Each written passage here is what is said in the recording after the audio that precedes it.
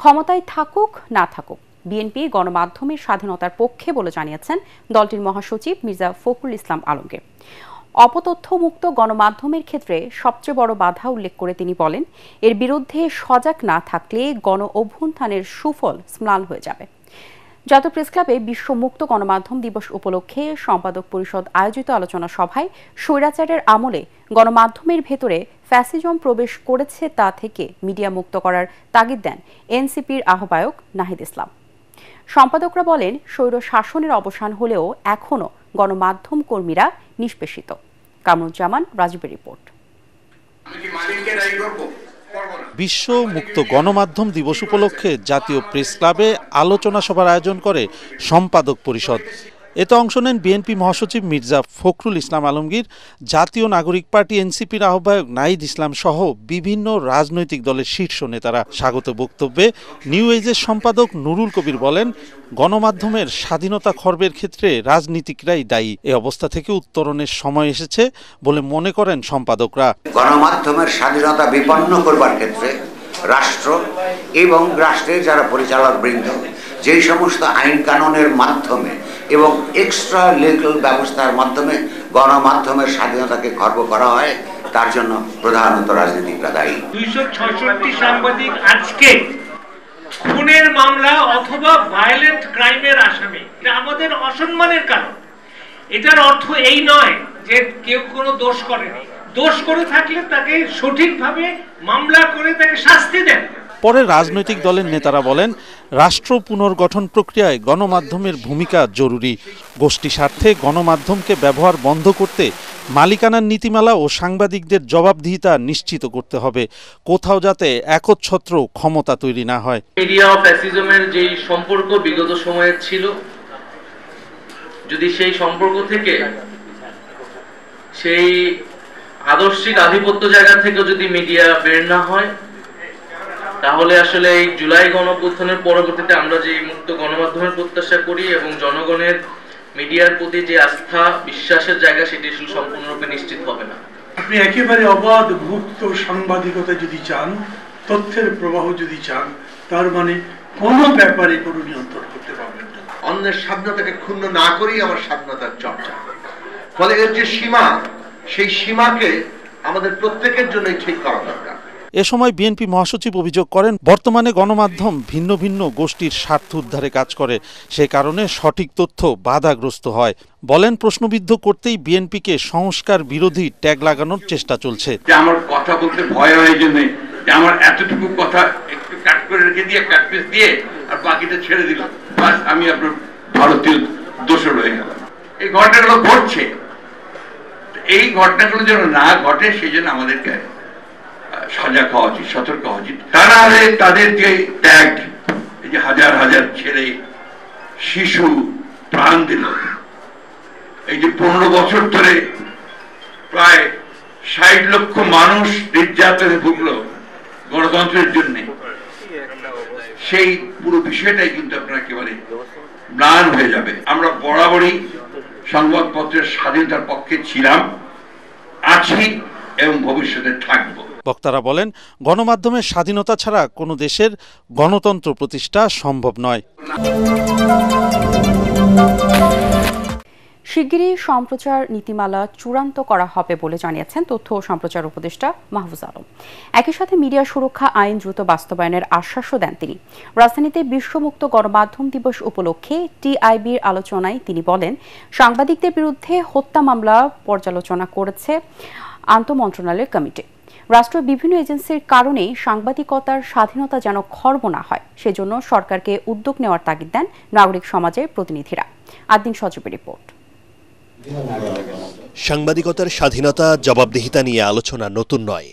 24-এর 5 August Awami সরকারের পতনের পর বিশ্ব গণমাধ্যম দিবসের এই আলোচনায় খোলামেলাভাবে উঠে আসে সাংবাদিকদের আর্থিক ও সামাজিক নিরাপত্তা, হয়রানি সহ গণমাধ্যমের নানা চ্যালেঞ্জ। প্রচার হওয়ার পর থেকে বিভিন্নভাবে এই যে প্রধানমন্ত্রী দপ্তর থেকে শুরু করে বিভিন্ন জায়গা থেকে আমার চাকরিচ্যুত করার জন্য আমরা বহু চেষ্টা করছি, সেটা পারিনি। টিআইবির নির্বাহী পরিচালক ডক্টর ইফতেখারুজ্জামান বলেন, সাংবাদিকতার স্বাধীনতা খর্ব হয় রাষ্ট্রের নিরাপত্তা এজেন্সির কারণে। এ বিষয়টি জোরালোভাবে তথ্য মন্ত্রণালয়ের নজরে আনেন সিনিয়র সাংবাদিক ও মালিকরাও। যে এই প্রতিষ্ঠানগুলো সবচেয়ে বড় খর্ব করার হাতিয়ার হিসেবে ব্যবহার করা হয়েছে এবং তারা নিজেরা ব্যবহার করেছে তাদের ক্ষমতা, তাদের জুরিসডিকশনটাকে ভায়োলেট করে রীতিমতো, সেটা হচ্ছে সিকিউরিটি এজেন্সিসগুলো। সেখানে কিছু ব্যক্তির পরিবর্তন হয়েছে। প্রতিষ্ঠানগুলোর সংস্কার দরকার, আমূল সংস্কার দরকার। কারা আমাদের নিউজ করতে বাধা দেয়?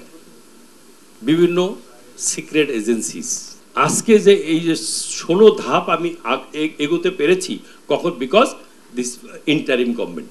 সরকার বা বিভিন্ন গোষ্ঠীর ওপর অনেক গণমাধ্যম নির্ভর করে জানিয়ে গণমাধ্যম সংস্কার কমিশনের প্রধান কামাল আহমেদ বলেন, সাংবাদিকদের আর্থিক নিরাপত্তা নিশ্চিত করতে পারলেই স্বাধীন সাংবাদিকতার পথ সুগম হবে।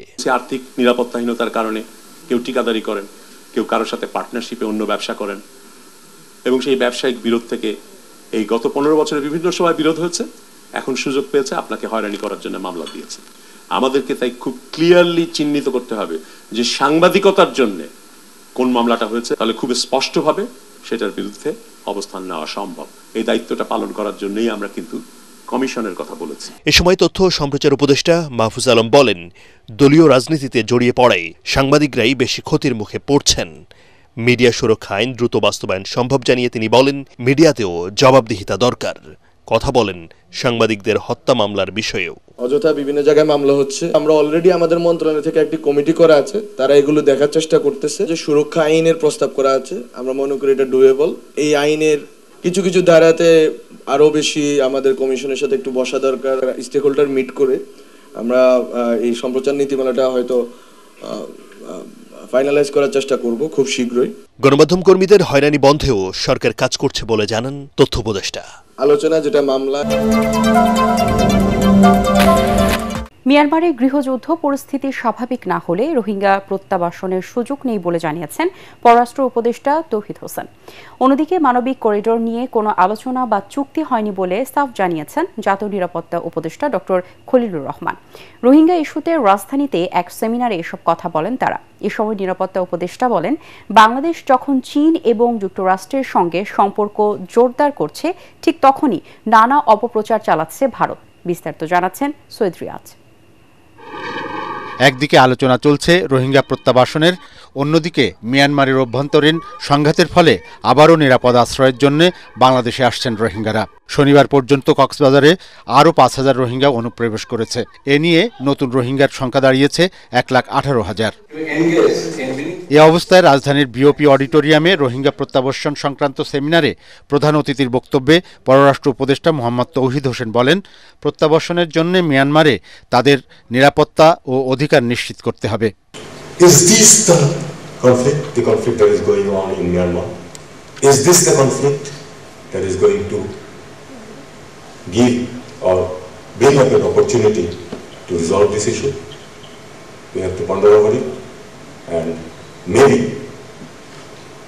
while the situation has definitely been more complicated, but maybe this is the opportunity in which the Rohingyas' rights can be re-established and they can go back to their home. অন্যদিকে মানবিক করিডোর নিয়ে কোনো চুক্তি হয়নি জানিয়ে নিরাপত্তা উপদেষ্টা doctor Khalilur Rahman বলেন, বাংলাদেশ নিয়ে অন্য কোনো দেশের গুজবে কান দেওয়া যাবে না। People say that okay, we are compromising our sovereignty, we are giving our country away. If we indeed run a proxy war on behalf of America, who is going to be affected? China. Why isn't China saying anything? Why this disinformation is coming from another place? We say something in Bangla, right? The aunt has more love than the mother. উপদেষ্টা আরও বলেন, মিয়ানমারের বর্তমান সহিংস পরিস্থিতিতে দীর্ঘমেয়াদে আঞ্চলিক স্থিতিশীলতা ও নিরাপত্তার স্বার্থে দায়িত্বশীল ভূমিকা রাখতে হবে বাংলাদেশকে। লন্ডনে চিকিৎসা শেষে কাতারের আমিরের রাজকীয় এয়ার অ্যাম্বুলেন্সে মঙ্গলবার সকাল 10:30টায় ঢাকায় পৌঁছাবেন বিএনপি চেয়ারপারসন বেগম খালেদা জিয়া। নেতাকর্মী ও সাধারণ মানুষের বিপুল উপস্থিতিতে বেগম জিয়াকে উষ্ণ সংবর্ধনা দিতে জোর প্রস্তুতি নিচ্ছেন বিএনপি।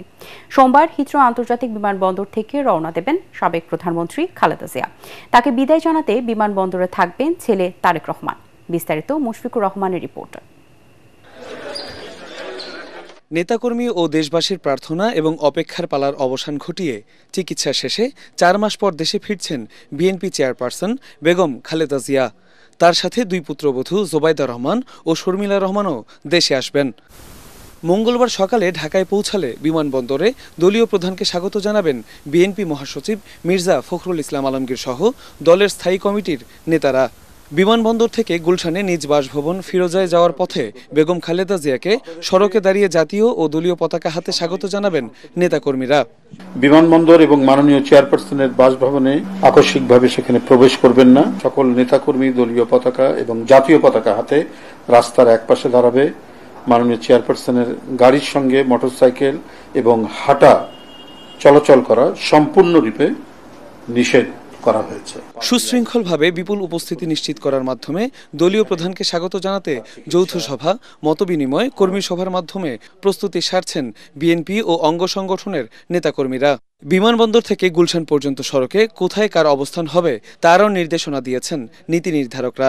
মহানগর উত্তর বিএনপি থাকবে বিমানবন্দর থেকে লা মেরিডিয়ান হোটেল পর্যন্ত, ছাত্রদল থাকবে লা মেরিডিয়ান হোটেল থেকে খিলক্ষেত পর্যন্ত, যুবদল খিলক্ষেত থেকে হোটেল রেডিসন, স্বেচ্ছাসেবক দল আর্মি স্টেডিয়াম থেকে বনানী কবরস্থান, সকল পেশাজীবী সংগঠন বনানী কাঁচাবাজার থেকে গুলশান 2 পর্যন্ত। নয়াপল্টনে সংবাদ সম্মেলনে রুহুল কবির রিজভী জানান, জনভোগান্তি এড়াতে গাড়িবহর, মোটর শোভাযাত্রা না করার নির্দেশনাও দেওয়া হয়েছে নেতাকর্মীদের। গত 8 জানুয়ারি চিকিৎসার জন্য লন্ডন যান সাবেক এ প্রধানমন্ত্রী।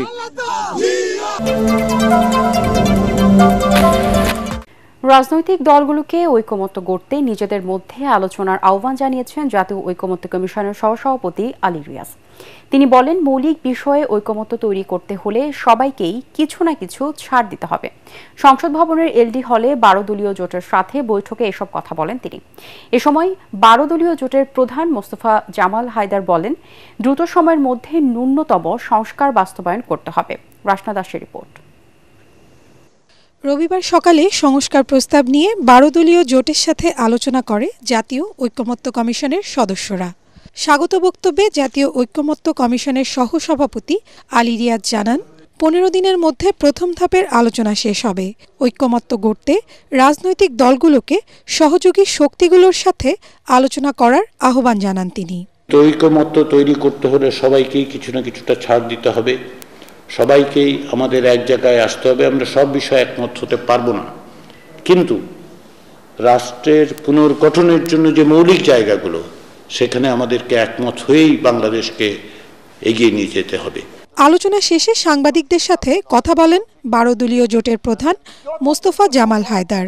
বলেন, জনগণের গণতান্ত্রিক আকাঙ্ক্ষা বিলম্বিত হোক তা কাম্য নয়। স্বৈরশাসন যেন আর ফিরতে না পারে সে লক্ষ্যে 12 দলীয় জোট কাজ করছে বলেও জানান তিনি।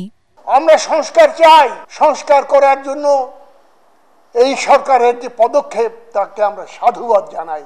যত দ্রুত সম্ভব এই সংস্কারের কাজ শেষ করে আগামী ডিসেম্বরের মধ্যে একটি নির্বাচনের মাধ্যমে জনগণের সরকার প্রতিষ্ঠা করা লক্ষ্যে আমরা এগিয়ে যাব ইনশাআল্লাহ। এ পর্যন্ত মোট 25টি দলের সঙ্গে আলোচনা করেছে ঐকমত্য কমিশনের সদস্যরা। বিকেলে সমাজতান্ত্রিক দলের সঙ্গে আলোচনা করে জাতীয় ঐকমত্য কমিশন।